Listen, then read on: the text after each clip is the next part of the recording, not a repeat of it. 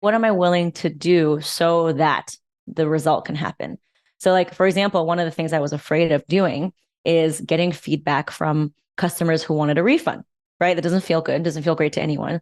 And a lot of times people normally would shove it under the rug or pretend like it didn't happen. But until you actually address that and you're willing to actually do the uncomfortable thing of asking that person who wanted a refund and be like, can I ask why this wasn't up to your standards? And that way, your willingness to do that will pave the way for you to make an even better course instead of just saying, I'm afraid to get feedback that is not great, or I'm afraid to open myself up to judgment, right? So think about that and how you can flip it and create that fear into an opportunity.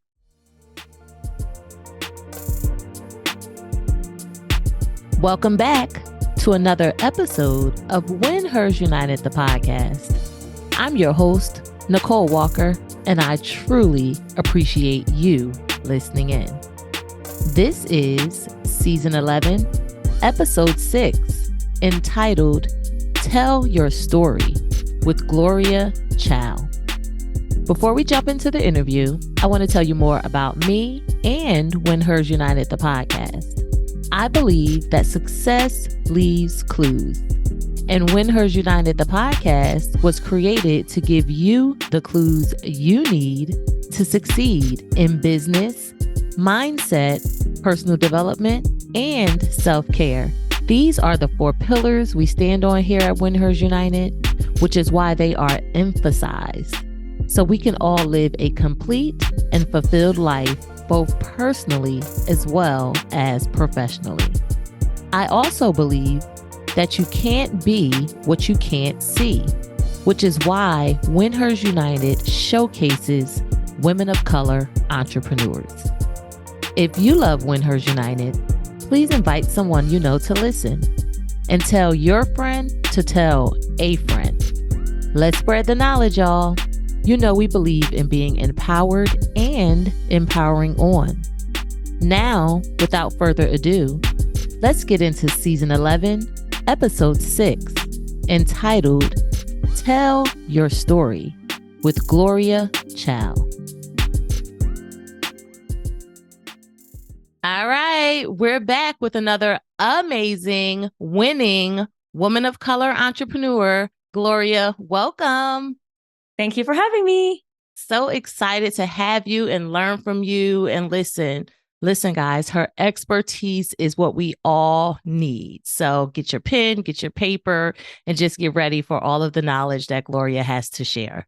But before we get into that, let me all tell you more about Gloria. Gloria Chou is an award-winning small business PR coach and host of the top-rated Small Business PR podcast. Gloria helps early-stage founders hack their own PR to go from unknown to seen, heard, and valued with her proprietary 3-step CPR pitching method. Gloria's #1 mission is to make PR more accessible so that all founders, especially those who have been marginalized and underrepresented, can learn how to grow their business and confidently tell their stories without breaking the bank. Gloria was also recently awarded the Pitch Writing Expert of the Year for 2021 as part of the Influential Business Women Awards, and she's a member of the 2022 Forbes 1000 list. And it's more, y'all. Like, she's been featured all over the place, right? So we're about to get all the goods. So, Gloria, let's get started by you telling us how you got started in the public relations industry. Well, if anybody wants to think about a career change, this episode is for them. So I actually never worked in PR. I used to be a U.S. diplomat, so completely different. I was studying international relations, diplomacy, and after 3 years abroad, working at a consulate, I realized that my picture perfect life on the outside was literally causing me mental distress. I just felt suffocated every day. I wasn't able to use my creativity. I felt completely not aligned. And so I had to make a decision, and I decided to resign from a very comfortable career that gave me a pension, the best healthcare in the world, and start my life from scratch. I probably applied to over 1,000 plus jobs in PR because I just love to see people win. I'm a great communicator, but they all rejected me because they all wanted very cookie cutter PR agency experience, which I didn't have. And so I had to just start from the bottom. And I got like a very small client who was a friend of a friend. And it was a very complex AI credit risk financial analysis startup. No idea what that was. I never studied AI or finance. And I literally had to roll up my sleeves, pick out what was the most relevant piece of newsworthy story. And without any contact, started Googling the operator at New York Times, CNBC, Financial Times, Wall Street Journal. And I just had to cold pitch 1,000 times. I had to convince the operator to pass me on to the intern, to pass me on to the associate producer. And I think from doing that thousands of times, I picked up on patterns of what worked and what didn't. And now I teach that in my PR program for small businesses.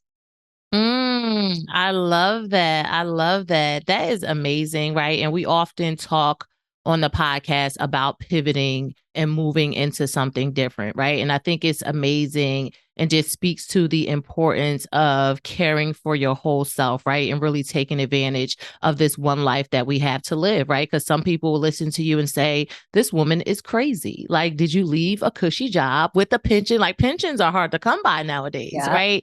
But it's really about that fulfillment, right? Like, we have one life. Like, what are you really going to do to make sure that you leave this life feeling great about everything that you did, and not being stressed out, because that can actually shorten your life. So I love that you, had the courage to walk away from something that was good, and then venture into something that now is amazing, right?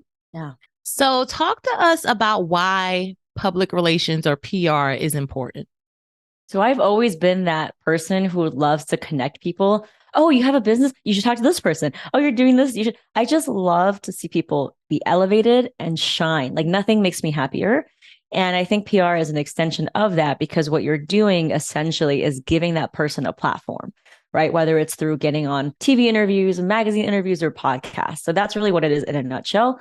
And I don't know if I'm going to be doing this forever, but I will always be ignited by seeing people win. PR is just my avenue to do that right now. But I will say, at the end of the day, after helping thousands of entrepreneurs, what I really do is not about PR. It's really about getting the person to feel confident to go bigger with their story. It's really about the mindset. I can give you tools, content, frameworks, things all day, but if you don't keep pressing that send button and keep going after it, it's not going to happen. So I think more and more, it's really about the mindset piece that is what I am championing. I love that. I love that. And Gloria psychic. Y'all know I'll be telling y'all how the guests come up here and they be psychic, right? So I'm taking notes, Gloria. And the note that I wrote was champion before you actually said champion at the end. I kid you not. I love when this kind of stuff happens, right? Because that's exactly what I heard when you talked about really loving to connect people and things like that. Like, it's really being a champion of those people. And you making me wonder if I need to go into PR, right? Because I also love championing people and just giving them a spotlight, right? But I love you spoke to something that I think is truly important. And I think that sometimes we may overlook in entrepreneurship, right? Like, okay, yes, you're a PR, you connect people, you get them into publications, you get them on podcasts. But you talked about the underlying value of what your business stands for. Like that confidence and that mindset, right? Like really taking the time to think about what the underlying value of our business is, because it may not have anything directly to do with that physical thing that we're actually doing. I think that's super important. And that's a great nugget that may have slipped by, right? So I want to highlight that because it's super, super important. And I'm glad you were able to realize that. Yep. I think with everything, it's always two-pronged. It's like the tactical thing of what you need to do, but the mindset piece is often the biggest piece. I would say it's probably 80% of what we do as entrepreneurs. Listen, I think it's 99.9999. Yeah, that too. Even better. It is so important. Yes. And we are going to touch on that in a minute. But you said a keyword that leads into my next question, right? You said practical. So what are some practical PR tips that you want to share with us that we can get started using today, whether that looks like story angles to pitch or maybe highlighting what your CPR method is all about, however you want to approach that question? Ooh, how much time you got? So I have a PR masterclass where I detail exactly the structure of a pitch, starting from the subject line to how you close. And you can watch that at gloriachoupr.com/masterclass. That's spelled CHOU. But just in a nutshell, the point of cold pitching without having any connections is first you have to believe that it is possible. Traditionally, we've been told that you need to pay people of a certain skin tone and gender, mainly people who look like out of Mad Men, for their relationships to get access to the media. I think that's changing. Journalists want to talk to real people. So let's remove the middleman, right? Let's get in front of the story because journalists want to talk to you at the end of the day. They want to seek authentic viewpoints. That's what makes their journalism ethical and credible. So it is possible to have PR and to actually get featured without any PR experience, because I've done it thousands of times. So that's the first thing you need to know. The second thing you need to know is you need to learn how to translate your marketing and sales message, which is like what you're so good at, right? The benefits and who it's for. You need to scrap all of that. And now you need to take off that hat and put on the hat of what is newsworthy? How can I be a solution for people? Maybe it's 3 insights or trends or 3 seasonal ways to deal with winter eczema. Or if you're a jewelry maker, I just wrote a pitch for someone about celebrity trends for engagement rings, right? How can you piggyback on what's trending in social media, on TikTok, what a celebrity is doing, maybe what's happening right now. And that's really the big ethos of how I came up with my CPR pitching method. Now, if we actually want to talk about what the CPR pitching method is, it's a way to structure a cold email, DM, any kind of communication to get the hell yes from the other person who has no idea who you are, right? It's all about getting that yes. So usually how I like to write a pitch is I want to start with the relevance, right? So when you think about CPR, C stands for credibility, P stands for point of view, because experts have a point of view, and that's what we're trying to position you as, not as a seller, but as an expert. And then R stands for relevance. I like to actually flip that and start my pitch with the relevance. So I'll give you an example, right? If you are a career coach, it might be something about how graduation is happening. And with thousands of tech layoffs, it's getting harder and harder for new grads to see where they fit in, right? So that's your relevance. Start the email with that. Don't start the email with, hi, how are you? I'm so-and-so. I grew up here. Here's my business. No, you're losing them. Start with the relevance on why it matters right now this season. And then you go into your P stands for point of view in CPR. You might say something like, after helping so many people find jobs and uncertainty, even people in their late 50s or 60s begin their career, here are the 3 common mistakes that I've noticed in this virtual job landscape. And then I usually like bullet points. So you might give them 3 interesting tips or 3 insights. And then you kind of conclude with the credibility piece, which is the C in CPR. And it's very simple. It's just like one sentence, like, I am a career coach and this is what I've noticed. I'm happy to speak more, right? So the whole ethos of the pitch is right there. It's really a framework, a structure of how you can organize your communications. And this works for trying to get into a wholesaler, a retailer. This works for trying to speak on a panel. It works for me trying to pitch onto your podcast or any podcast. It's just a way to have a value-driven conversation when you're not being too salesy and you're leading with that relevance. That was good. Look, if y'all don't have a whole page of notes right now, I don't know what you're doing. I don't know what you're doing. And for me, it was the hell yes. Right, Gloria? Like we want that hell yes from the people. And I love how you broke it all down so simply. And then the fact that it is transferable, right? Because, a person may think, oh, well, what if I don't want to get into a magazine or something like that, right? But you broke it down into the different facets or different places that you can use this method to get into, right? And as business owners, we need to be getting somewhere, right? Else, what are we doing, right? So I think that was super, super amazing. And thank you so much for sharing that with us. All right, Gloria. So let's switch lanes a little bit, right? Like you talked about how entrepreneurship is 80% mindset, right? So in doing some of my research, right, like I could be a social media stalker. So I was scrolling down your social media page, your IG page. And wait, let me just tell y'all, Gloria's IG page is amazing, right? So y'all got to go check out her IG page because I loved it. So I saw a post where you put, I know how it feels to be an outsider, right? So I wanted to know, like, what were you referencing in relation to that? And what have you done personally to, I guess, not make yourself feel like an outsider or be okay with feeling like an outsider? Well, I never really grew up with a mom and a dad. My father passed away when I was 3 and my mother was always working. So I lived with aunts, uncles, cousins, grandparents. I was kind of a guest in someone's house. So from that point of view, I never had a traditional nuclear family, if you will, with all the moves. But then also being an Asian American woman in the government, when you think about a U.S. diplomat, you think of a white man. You don't think of a Chinese person. And I've been asked so many times if I actually was a spy, or maybe I don't work for the U.S. government. I mean, or even, the fact that I speak really good English, people are, they think it's interesting. So I think being Asian American has this perpetual like foreigner kind of feel to a lot of people. And being a representative of the US government was also an interesting nuance too, because there's just so few of us. And then now I'm doing something that also is not really super common in the Asian culture. In Asian culture, we're taught to keep our heads down, make other people comfortable, don't disrupt the flow of things. And I am disrupting an entire industry, which is PR. And if I look at people in the media, I don't really see a lot of people like me. And here I am telling other people how to get into the media. So everything that I'm doing now, I feel like is helping other people who maybe may not fit the mold of what you imagine an entrepreneur looks like. And we are together rewriting that narrative. So that's really what I mean by being an outsider.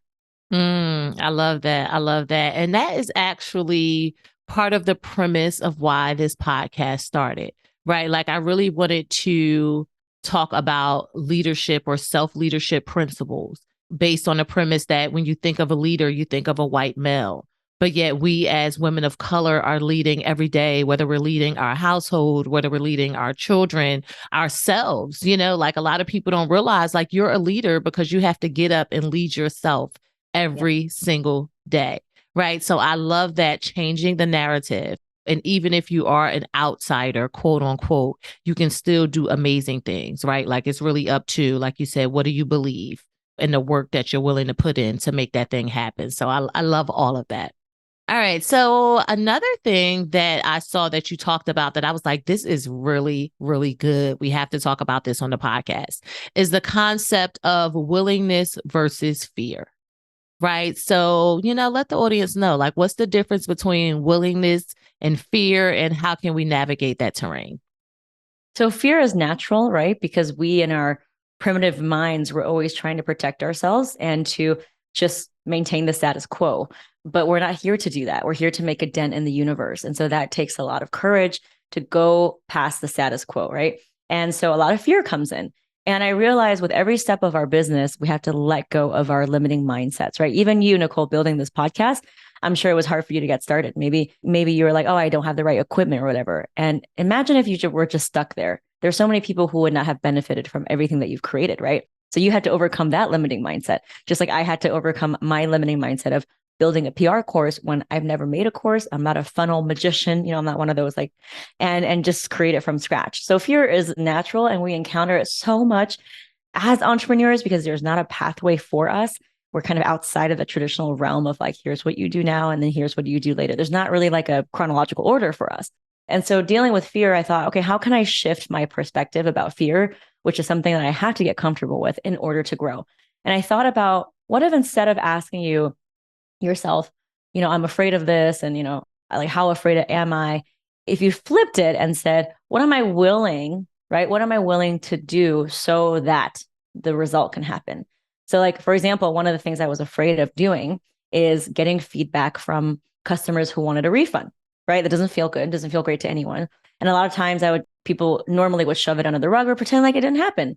But until you actually address that and you're willing to actually do the uncomfortable thing of asking that person who wanted a refund and be like, can I ask why this wasn't up to your standards? And that way, your willingness to do that will pave the way for you to make an even better course. Instead of just saying, I'm afraid to get feedback that is not great, or I'm afraid to open myself up to judgment, right? So think about that and how you can flip it and create that fear into an opportunity. That's good. That's good. So allow what you want to be bigger than what you don't want, so to say. Yeah, exactly. Right. That's really, really good. And I do agree that fear is crippling, right? For me personally, like with starting this podcast, I was so nervous about what other people thought that it could have been a stumbling block. But what I did to stop that was I didn't tell anyone I was starting a podcast. Like I literally told one person, just because, like naysayers and all of that stuff, like what other people think, can sway you. Right. So I literally told no one because I wanted to just do it. Right. And that was my tactic in doing that. And it also made me think of, or listening to you also made me think of just being comfortable with being uncomfortable. It's one of the things that as entrepreneurs, like we have to learn how to do and learn how to do it effectively. Because like you said, like we're doing things that we may not know anyone in our immediate circle that are doing, like things that we don't even know how to do the thing. Right. But having that willingness to figure it out, having the willingness, how they say, to fail forward. Right. Because sometimes something that you want to do may not turn out the way you want it to. Right. But it's so many lessons that you learn in that process that you can then use to be and do better over and over again. So I think that concept is super, super awesome. Right. And I hope we all adopt it because we need it. Right. Like we don't need to let anything hold us back from living our best lives because we all deserve to live our best life. Amen. We got merch. Go to WinHersUnited.com/shop to check out the WinHers t-shirts. There are 2 options available for you in multiple colors. One is called the WinHers Courageous t-shirt, and the other is called the WinHers Birthright t-shirt. The material is top-notch, and the designs are too cute. Remember, you're a WinHer every day, so you might as well wear the t-shirt. Get yours today at WinHersUnited.com/shop. So Gloria, talk to us about some of the challenges that you experienced while growing your business and how you overcame them. Ooh, how much time you got, right? I always say building a business from scratch is like the best form of therapy or best form of self-awareness, just slapping you in the face because you see all of your scarcity mindsets, your limitations, your weaknesses, and all the places play out in real life because you don't have that support of like an institution or an organization, right? So a lot of the things that I had to overcome from a mindset perspective was, for example, if you're making a course, the perspective that people only want to work one-on-one with you, right? I had to get rid of that and make it so that our students can still get results in a group environment where they get personalized coaching, but can learn from each other, right? Another thing was, this is a big one. And one I still struggle with is building a team, which means you have to hire and delegate. And that means you have to let go and know that people aren't going to do things exactly the way you do it, but that's okay because you cannot be in the weeds every single day. There's no way you're going to grow. So that is probably the biggest humbling experience is how do I grow as a leader? How do I grow a team? Because I can't make my business the way I wanted to and have it impact more people with just me. So how do I hire people who are so 100% committed to the mission, right? That allows me to do the things in my zone of genius, like talking to you on a podcast and not answering customer service emails because otherwise I will be burnt out. So that mindset of letting go, of being okay with things, might taking a long time and not getting an immediate ROI from someone that I hired because they need to be trained and properly onboarded. Because what you don't want to do is just hire and dump them. That's, quickest way to not. Those are all the things that are very humbling for me that I had to learn, right? Because I learned from my mistakes because people left. I got burnt out and I said, why is it that I have 5 people on my team, but I'm doing all the work? Oh, maybe it's something about me. So it's a lot of self-reflection and a lot of seeing where my weaknesses are and trying to figure out how can I get the coaching, the resources, and the support so that I can work on those areas of weakness. That's good. That's really good. Yeah, I do agree that, that letting go and outsourcing can be one of the biggest hurdles for entrepreneurs, right? Like when I talked about this on some of the previous episodes, it's thinking like, oh, this is my baby, right? Because our business is our baby. I know with me, like with my son, like I didn't trust anyone to babysit my son initially, right? But after a while, I had to let go of that, right? So, and thinking about that, with your children, it's like, wait a minute. I don't trust nobody to watch my kid or, something like even getting deeper, something may have happened to you as a kid in the care of someone else, right? So then now you have this trauma that doesn't allow you to want to let other people watch your kids, right? Yep. So like with me, when I first started to try to outsource, because I'm still working on that myself, like I want to say the first 2 people that I actually was like, okay, I'm going to hire you. When it was time for them to work, they ghosted me, right? So then now that experience has me hesitant to even take the time to go through the interview process and decide on a person. Because are you going to stay or are you not? Are you going to show up or are you not going to show up? Right. So it's so many traumas that I think that can also have us hesitant, in relation to moving forward and outsourcing. But we have to get past that, right? Like every scenario won't lend itself to be that. But if you believe every scenario will lend itself to be that, then that's exactly what you'll see, Yeah. right? Then another entrepreneur that I was talking to recently, like she told me how I think it might have been for a year or more that she had a virtual assistant, but would never give her work. Wow. Wow. Like you're Wow. literally paying someone to help you, but you're holding on so tight, and won't give that person work or won't allow yourself to be helped, then we wonder why we're burnt out. We wonder why we're stressed. Yeah. And I also like to say, like, no big business is ran by one person, No. and if we want to see our business get bigger, we need more people. So I think that Yeah. that was amazing. Thank you. I'm still learning every day. No means I'm there yet, but I really see it. My coach said something. She said, what if you saw everything as your playground to learn, to evolve, and to test different identities of yourself, right? I always thought hiring and rehiring was a sign of defeat, that I didn't do it right. So I had to rehire. And she's like, what if it's just a playground for you to like get good at the skill? And if you see everything as a journey and not as a destination, you take that pressure off yourself. I like that. And I like the word that you use, like playground, because that Mm-hmm. takes, like it makes it less pressure, right? So thinking of it as Yeah. that playground, that's amazing. All right, Gloria. So talk to us about inner peace, because I know you talk about like the importance of inner peace and not wanting to trade our inner peace for any dollar signs or, business acquisitions, for lack of a better term, right? But let's just explore that a little more. I think it's hard because we have it so deeply ingrained in us as women of color, children of immigrants, this scarcity mindset that it's never enough. And so I grew up always thinking that the more money I made, the safer that I will become, the more worthy I am. So I had a very toxic relationship with my self-worth, right? So it was sacrificing my health, my relationships just to close another sale. And I ran my business to the point where my body shut down. I actually had a major fibroid surgery where they had an open abdominal surgery to get the 11 centimeter fibroid out. And day 3, wearing like literally staples and bleeding in my bandages, got back on the computer. And then 4 weeks later, I did my goal, which I had for so long, which is a 6-figure launch. And I did it. And then I went into a complete mental meltdown, right? Because I never gave myself time to rest. And through that journey of seeing, why is it that I was so burnt out? Why is it that I was making more money than ever, but I was more unhappy than ever? I started to deconstruct all the beliefs that I had around my internalized capitalism, what I was willing to sacrifice for money, how that was deeply ingrained in my childhood, and start to rewire that actively.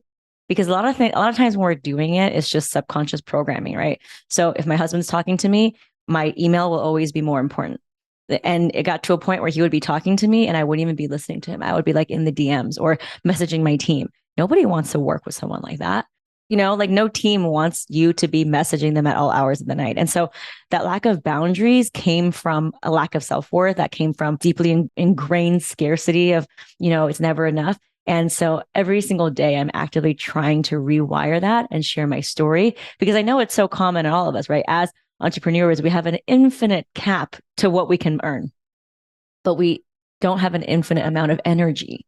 And I realized that when I started to value my time and energy more than just dollar bills, that's when I really started to understand why I wanted to build this business. And I honed in on my messaging. And it's this shift that I made last year of, I don't want to serve everyone. Like my program is not for everyone, but I really honed in on my audience, which is a more marginalized community that normally would not even have the budget or the bandwidth to really do PR because it just was not accessible to them. And through doing that journey and understanding that I only want hell yes people in my program to do the sacred work of pitching ourselves, I'm fine with people who are hell no's. And I actually want people to step back so that the people who are hell yeses can lean all the way in. And so that has fundamentally changed my business, the way I message, the copywriting on my sales page, the ethos. And it was really a beautiful journey to go from burnout because I wanted to serve everyone to now knowing exactly who my audience is and how I can serve them. I love that. I love that. I don't love that, you had to get to burnout, to experience that. But I do believe that what you experienced is so freeing in this entrepreneurial journey, right? Like I do agree that And I think it's a lot for startup, like newbies, so to say, in the entrepreneurial game. Like we want to save the world and we want to help everybody. Right. But when we narrow that down, I believe it actually opens you up to receive more, like when you narrow that thing down. Right. Which 100%. is the complete opposite of what it sounds like, right? So that's, what I do believe that people may run away from, right? And it actually reminds me of a biblical verse where it says, if you cast your net too wide, you won't catch any fish, and again, it goes against like common sense. Like if I cast my net wide, I'm gonna catch all the fish, right? But, in essence, it's really not the best approach to get exactly what you're looking for. So I love that. I love that. You touched on a lot of topics, right? Like boundaries. Oh my goodness, right? The infamous B word, right? Like I know for me personally, like boundaries, I didn't even understand what a boundary was, and then to take the time to understand boundaries and then see how not understanding or not establishing boundaries, how that shows up in so many facets of your life. And I think also that could be having a mixture of people pleasing, in relation to it and not wanting to turn some people off.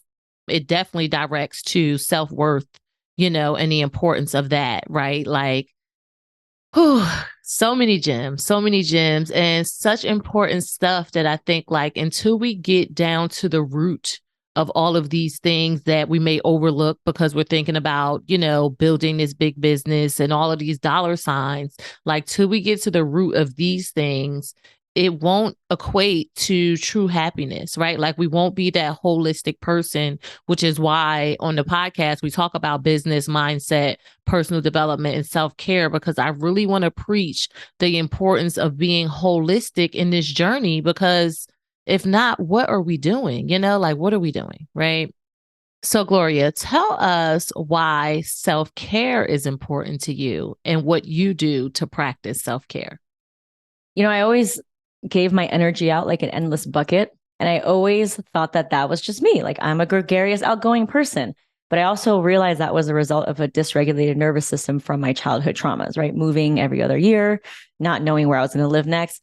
And it was only recently through the fibroid journey where I realized that everything is energy, because that ball of cells is literally just stuck energy. I wasn't letting it flow. I started to do a lot of reading around energy flow and, law of attraction and stuff that, I mean, I understand that you're like, amen, sister, because some people think it's too woo woo, but this is like fact. Like, the body keeps the score.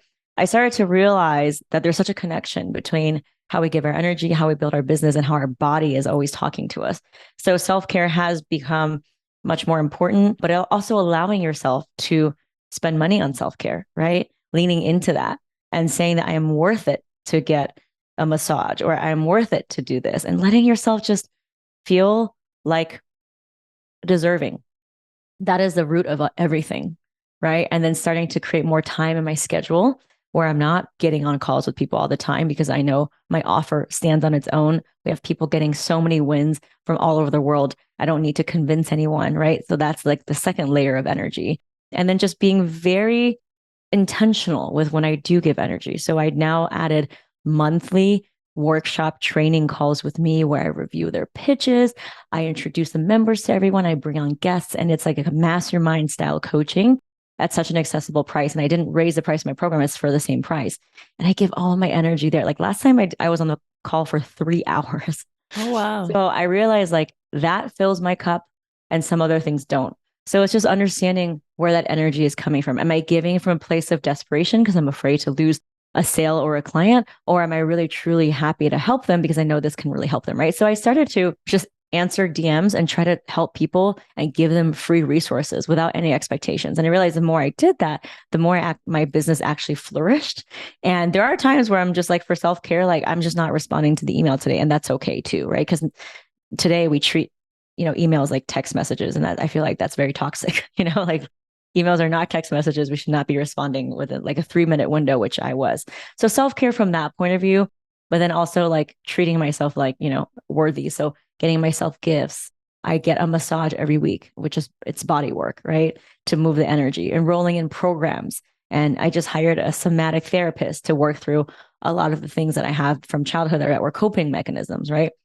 These are the things that I am investing back into myself. And so that to me is how I really do self-care, is investing in myself as a whole person. I love that. I love that. And I'm so glad that you talk about giving yourself permission to invest in your self-care, right? Because I think like as women, probably more so as women of color, we focus on everyone and everything else but ourselves, right? So on a lot of the episodes, you'll hear me talking about ways that you can freely provide self-care. Like our last episode, the guest, she said laughter is one of her self-care mechanisms. And I thought that was so amazing, right? Because I do know, it could be a touchy subject, right? Like I got to take care of the kids. I got to take care of the house. I got to take care of the business, right? Yeah. But if you don't take care of yourself, what do they say? Like on an airplane, if you don't put your oxygen mask on first, what will you have to give to all of these other facets of your life, right? So I love that.